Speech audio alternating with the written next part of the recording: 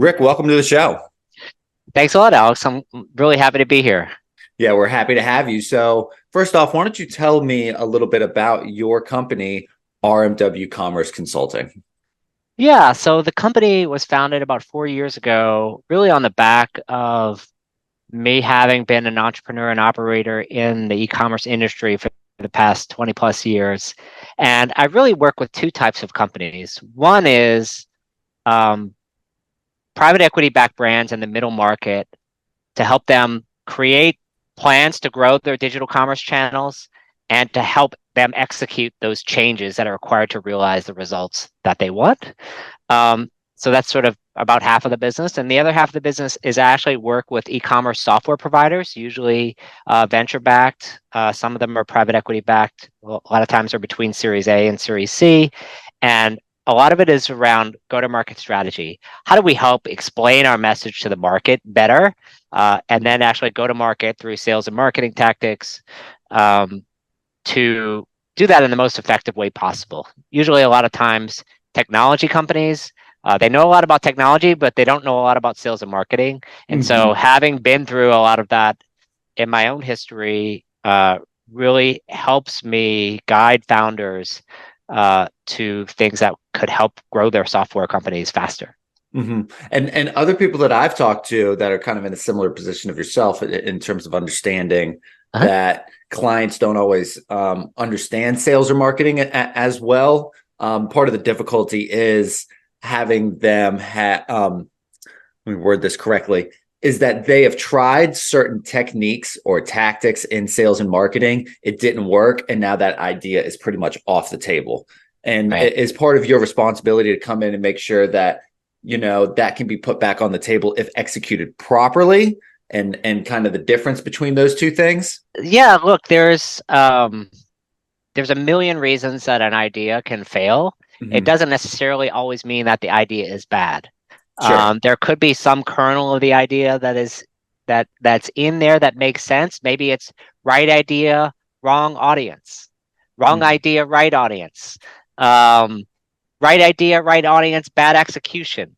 And so and that execution could be like you don't explain your idea very well. Like you actually do have the right idea if we talk to you about it, but you're not talking about it in the right way that your prospects understand. Like you don't understand who's your ideal customer? Mhm. How does that customer buy? What alternatives are they looking between? Not just your software, they're looking at other options. So really just Oh my gosh. looking at the entire business. I think we lost you. Yeah, You can go sorry, my back. my video went off. We can edit back into that. I don't know why, but my camera just totally shut off. But thankfully this records in three different ways. It records both of us, it records you, and it records me. So we could pretty much pick it back up. That's great. I apologize for that though. No, no problem. I am interested if there is a definite difference, Mhm. right, between a consulting firm and a growth agency. Are those just different Uh, words?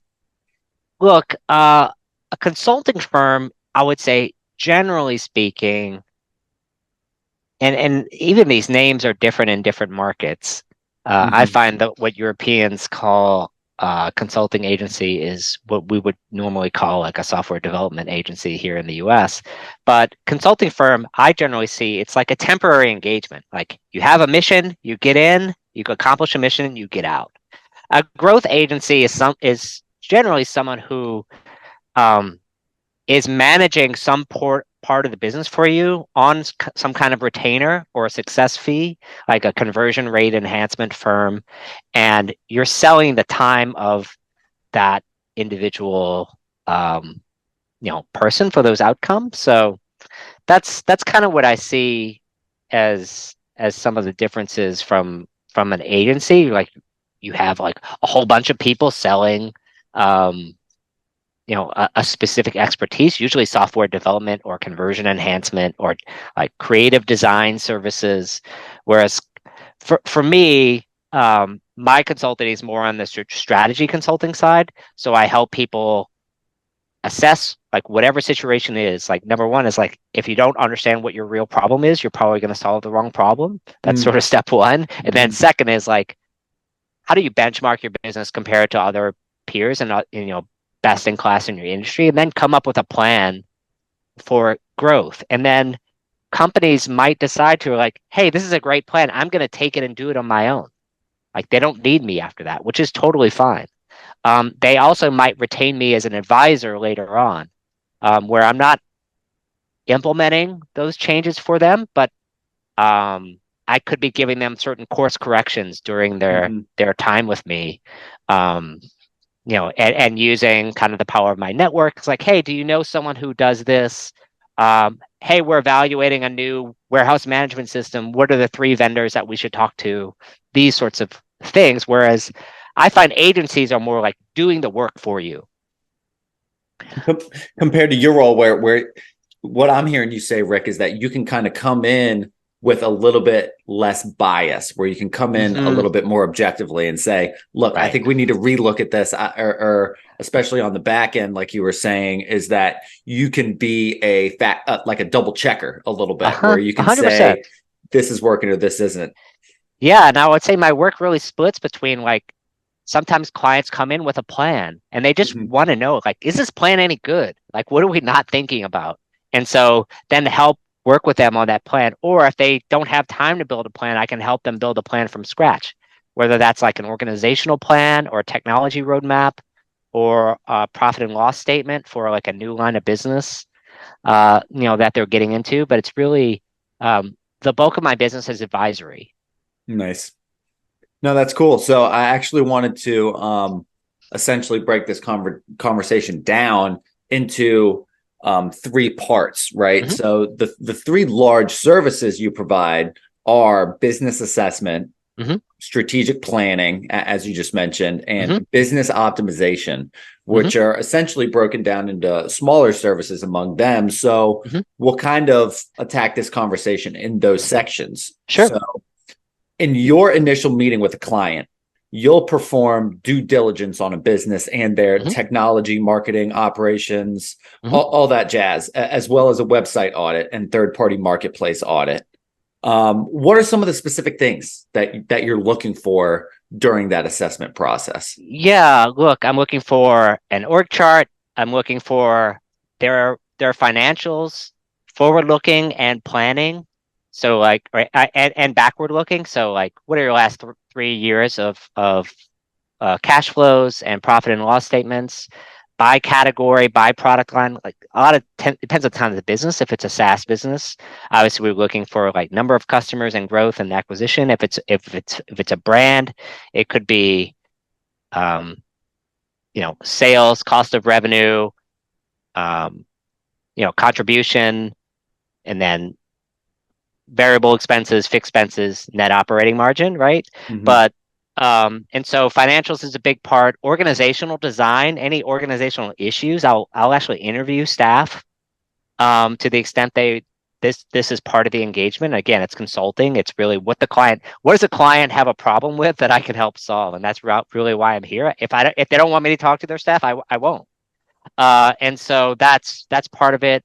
And then kind of technology and architecture diagram. So like people, process, technology, looking at their business, like this is how we're doing business today. This is our goal. This is where we want to be. First of all, just making sure that they have a proper goal. Sometimes they want me to help them come up with that goal because, you know, I worked with a baby car seat manufacturer last year, Mm-hmm. and they were a couple $100 million business, and they were making like $3 million online. And they know they could be making more. It just Mm-hmm. has never been a priority for them. But like, how much more is the question they came to me with? And Mm-hmm. so part of that is just understanding like what is the e-commerce potential of this business. So helping them come up with that goal. Then once you understand what the goal is and how they want to serve the customer, you can actually understand like what capabilities do we need. You need a website. You need dropship software. You need a marketing agency. You need um, this technology. You need an organization to run those software platforms if you're not going to outsource them all. And then you start to put together a roadmap, like what things do I do first, second, third? Like what is my punch list literally of things to do? I need like, okay, if I'm going to need Shopify, I need to find an agency unless I Mhm. have like developer on staff. Like, which one should I pick? How much is that going to cost me? Like helping them. So all those things go into like I'm a little bit blurring between assessment and planning here, but assessment is really kind of the first part of that is like, what's the current state? Yeah, because what I'm hearing you say, Rick, is that there's kind of a difference between um, identifying specifically maybe the answer to a question. Mm-hmm. It sounds like in your example, a company says, we're leaving money on the table. How much money? And then you go, Yes. okay, you're leaving X amount of dollars on the table, but here's why, or here's how to solve Right. that problem, and that's kind of where I hear the strategic planning part come in is you could actually assess, Yeah. answer some questions and start to Yeah. work towards a problem and solution under that foundation. I think that's really interesting. Yeah. And kind of going back to the assessment part, I mean, really assessment is the beginning of any engagement because otherwise, if you Mm-hmm. don't know the client's business, you might as well ask someone on the internet because you're not going to get good advice.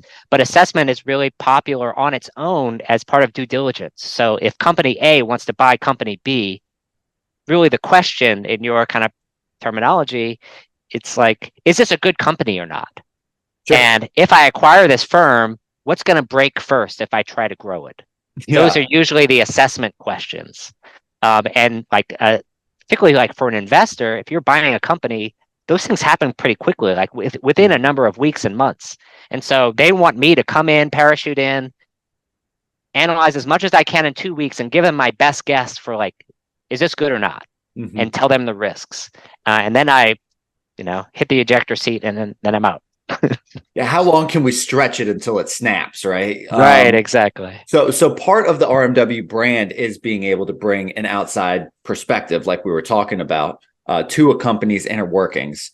But in that process, also acting like a proprietor, as if it's your own money, is what your website says. So, how do you approach both of these seemingly opposite philosophies simultaneously? Yeah, look, I mean, part of it is just um, the people I hire and bring to engagements. So I bring other operators to engagements. Mm-hmm. Now, look, there's different type of people that can analyze a business. Obviously, there are people who have been professional consultants their whole career. They've never run their own business, but they like telling other people how to run their businesses. And seemingly that's what I'm doing now.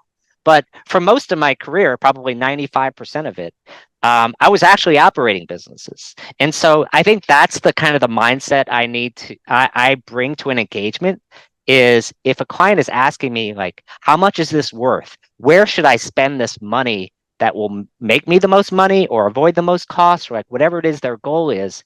My job, and at least the way I consider my job is like, how can I spend this money as if it were my own? Because I personally think that's very rare in the consulting business because it's very easy to spend someone else's money very freely. Um, and so the more practical I can make plans, the easier it is for clients to implement those plans. Mm-hmm. No, that's a good answer. I totally understand that. Is it safe to assume, just moving on to the next section, that the strategic planning portion is the linchpin or the foundation of the services you provide? Yeah, I think it's definitely some of the most common um, services I provide. Usually it's a specific question. For instance, I want to enter a new market. I have these three choices. Help me decide which new market to enter and why. Mm-hmm. Um, the question I asked before, like if we were going to make this a much larger e-commerce business, how much larger could it be and how do we get there? That's a strategic planning exercise.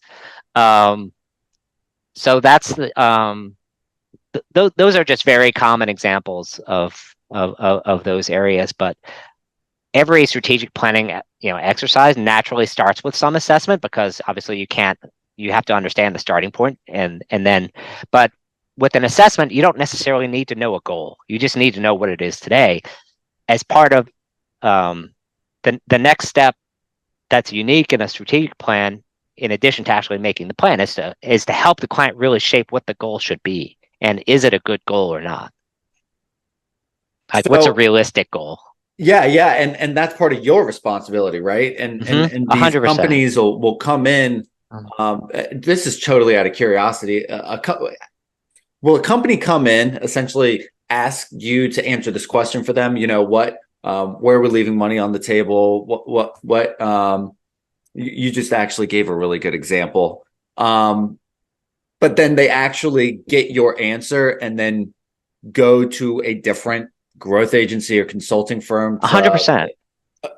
Okay, Yeah, how does that make 100%. you feel? Yeah. No, no. Look, to me, it's great because my goal is diagnosis and planning. I'm not trying to run a conversion rate optimization company. I'm not trying to run a design services firm. Like there's a lot of types of businesses I'm not trying to run.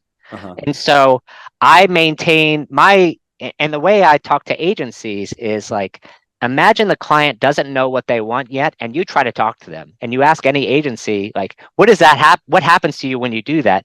Usually it means that you're not going to close any business for like 2 years because the client still hasn't figured out if this is an important problem, how important is it, Mm-hmm. how much they're willing to pay for it. Do I do this now or later?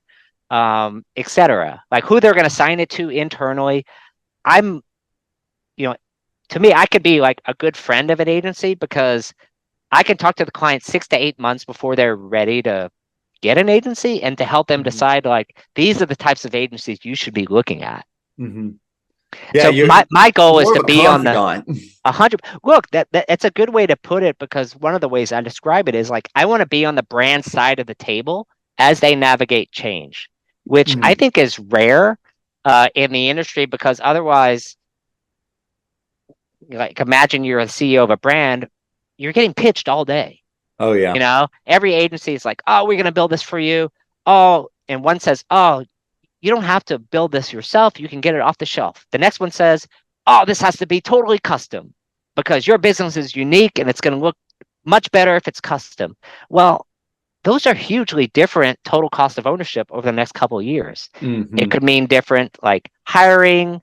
It could mean you may not have the margin to support that, but the agency is never going to know that Hmm. because they're just pitching what they know how to do. Well, and Rick, that puts you in an extremely advantageous position when other companies are clearly, pitching what they think the solution or the answer is because it aligns with the services that they provide. You could actually come in, and since you're not really trying to solve the problem, you're just trying to help in whatever faction that you possibly can. You can look at all of them and say, "I like this. This is bullshit. I like this." I Right. mean, you can actually really advocate on behalf of the client in a transparent way. Right. Yeah. And look, and I'll be honest, like every agency, every software platform doesn't necessarily like that. So, like, if Sure. you're platform A and they want to send you business, they want to know that you're not going to send it to somebody else. Hmm. But the reality is, with enough time on task, like my job is just to be open. Like, Yeah. I want to have relationships with anyone, and I don't want to bad like my goal isn't to badmouth anyone. So like I'm just saying like if company A wants me to help them adopt company A, Hmm. the only way I would send them to company B is if like it was just a bad fit. Yeah. And and before I sent them somewhere else, I would go back to company A and we would have a conversation about it. Like Of this is course. this is what I learned.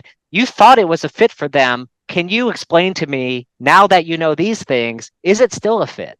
Hmm. And sometimes I've even found that those companies are like, yeah, you know what? It's not a fit. They Hmm. they fess up to it, and that's kind of fun. That's actually illuminating. And I also think it's very valuable for clients because then I can go back to the client saying like, actually, both of these companies pitched you. I went back to both of them, and actually, company A bowed out. Hmm. Yeah, it makes it easier for them to make a decision, and Exactly. they don't have to sit and waffle for 6 to 8 months or something like that. Exactly. So strategic planning, right? That this stage is broken down into supply chain and logistics planning, a DTC growth plan, go to market planning. Which of these plans is the most overlooked by clients and usually requires the most overhaul? Yeah, I mean, I think um, uh, a lot of it depends on the type of customer. Sure. Um, if they're coming to me, it's because usually the brand has been around for a while and it's very used to selling through stores and retail and to like big box, like, Lowe's or Home Depot or Walmart and Target. And they're not as used to selling like, the up and coming Shopify brands. Like they're just not used to selling online. Hmm. At least as a percentage of their revenue. Usually it's very small. And so direct to consumer is kind of an afterthought. It's like no one's primary job. And so particularly if a new investor buys a brand and sees an opportunity, like, look, this is a good brand. People like the brand, but you have no relationship with your customer. Like you've outsourced all the selling to the retailers. You can't go to a website and like buy directly from the manufacturer, and you can't like tell your brand story. And I think you'll know that as a brand promoter and designer, you need a place to tell your story. Hmm. And before that used to be like your Fifth Avenue store in New York City. Now you need to be able to tell the phone, your story on your phone, Hmm. whether it's through social channels or through your own website or whatever it is. And so, And oftentimes in a very concise way, a in hundred, yeah, 140 characters or less type of way. 100%. And so these types of brands understand that, look, we need to change the way we do business as a brand to Hmm. get closer to our consumers, to attract more younger consumers to the brand rather than just people who are shopping in stores.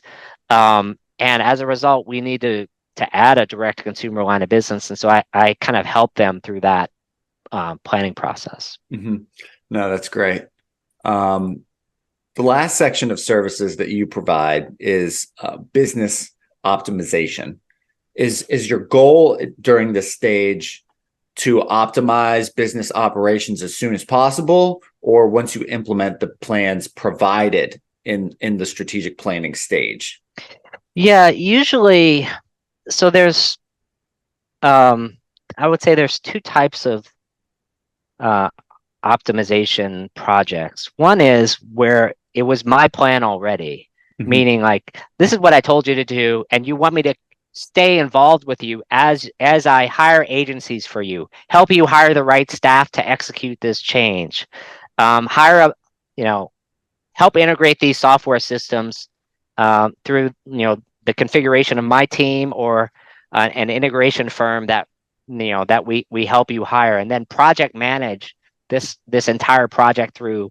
So it's a mix of like strategy, project management, and then like coordination between multiple vendors Hmm. and the staff of the brand or company. That that tends to be sort of the bigger change management projects. I'm just using an example. If someone's moving from like Salesforce Commerce Cloud to Shopify Plus, I mean, that's a big project, especially if you're $100 million brand. You have multiple software systems that all need to be taken care of and move into new infrastructure Hmm. before you're able to put a new website live. And so we can help you through that process. We're not going to design and code your website. We're not going to market it for you, but we're going to help identify like who's doing those things. Hmm. This part is your team is doing. This part you've hired a marketing agency to do it, and we can help you do that.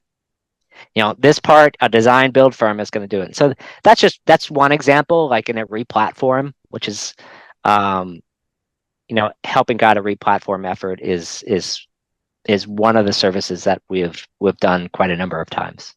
And during that kind of project management is what Hmm. I'm hearing you say, Rick. Hmm. Are you guys, or is the client making sure that no stone is left unturned? The It's really our job to make sure no stone is Okay, unturned. But look, the reality is everything is a collaboration. sure.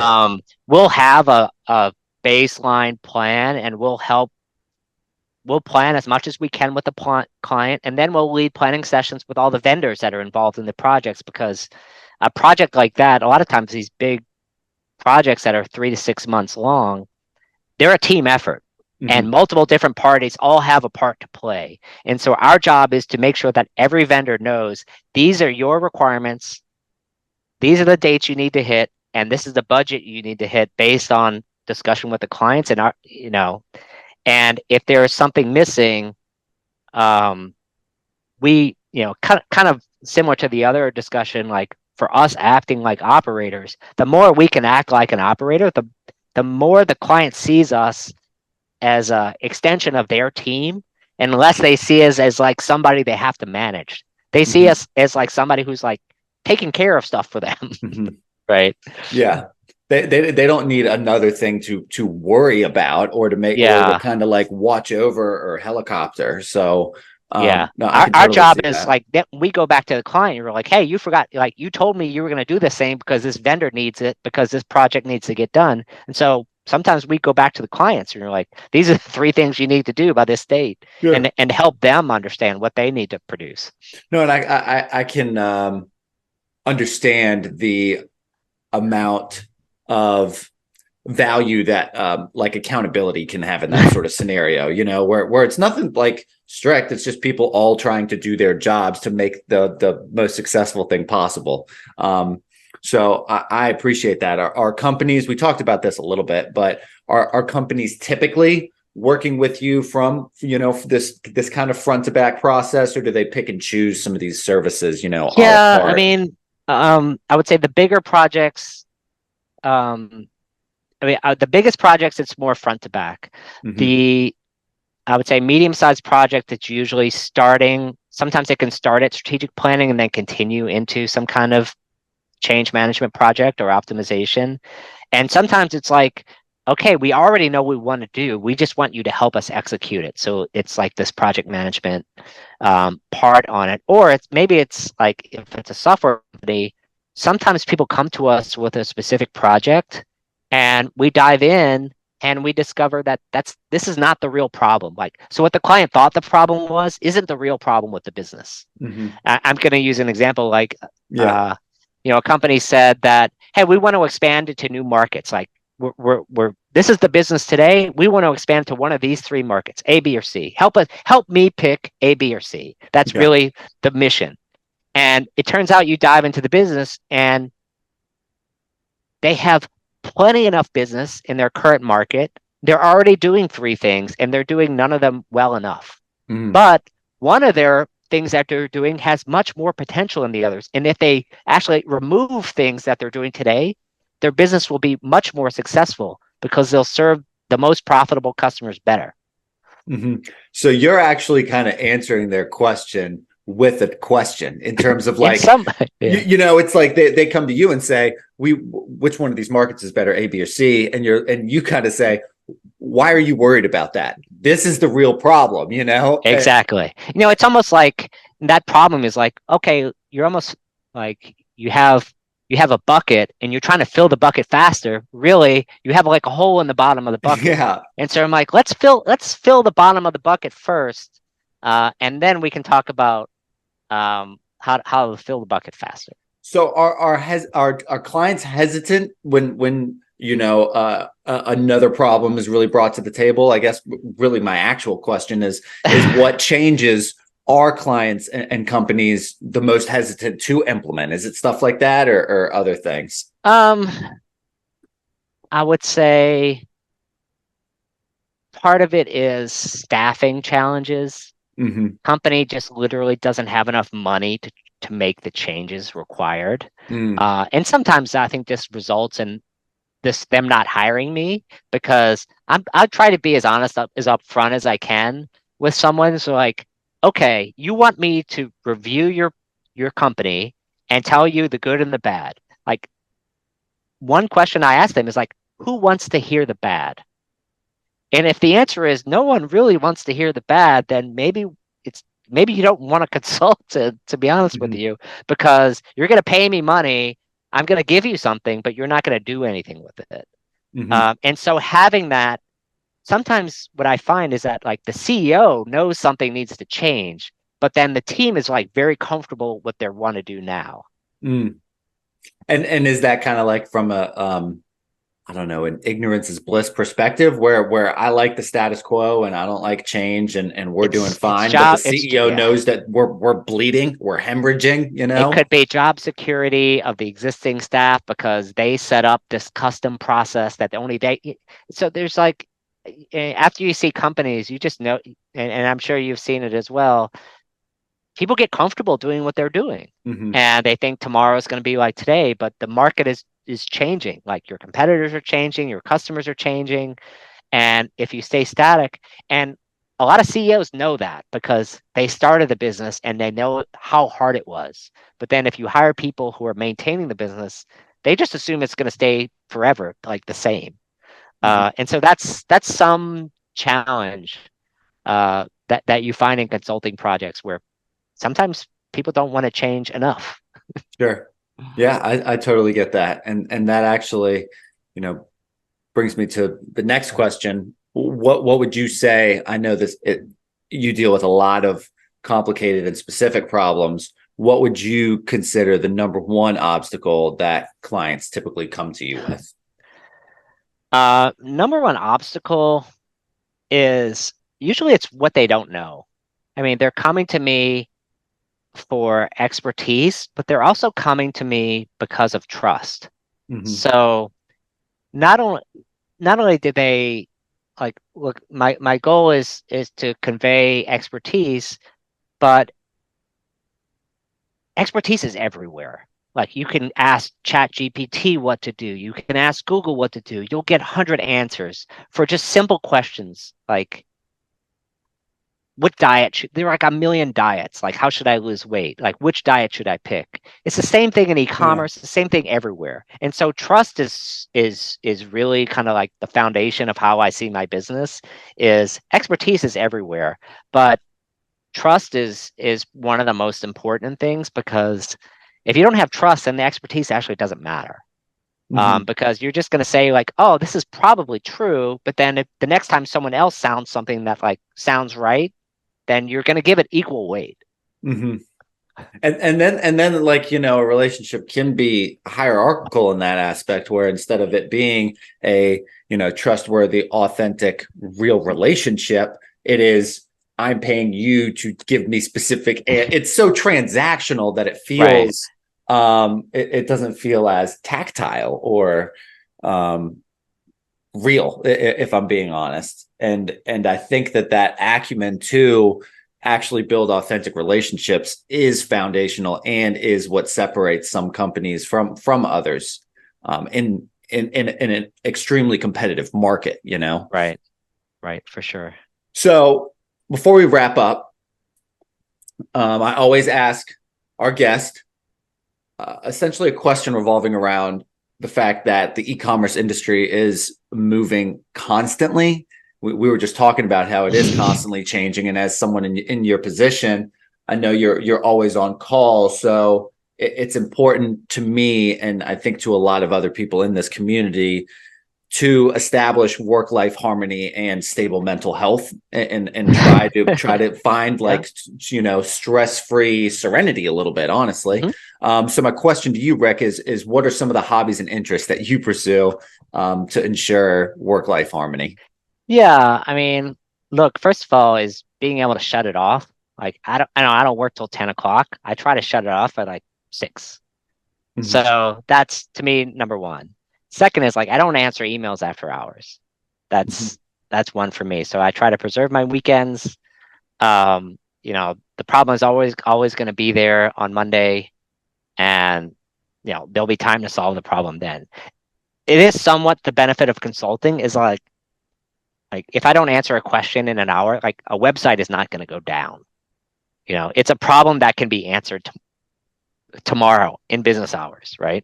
So Mhm. that's that. I think that's number one. Second is like, I enjoy running and working out. I like going to theater and Broadway and Cool. music shows. So those are things I have fun doing. I grew up in New Orleans, so I love like jazz music and things. And so like going to music shows has always been fun to me, and finding good restaurants to go to and is cool as well. That's nice. I think being able to find those boundaries is really key. I appreciate you saying that. And Yeah. I've been to New Orleans a couple times, and I loved it down there. It might even be too much fun for me. I don't know if Exactly. I could, like, live down there. But look, Rick, it's been an absolute pleasure. I really appreciate your insight, and good luck with your consulting firm. All right. I appreciate it. Thanks so much, Alex. Great to be here.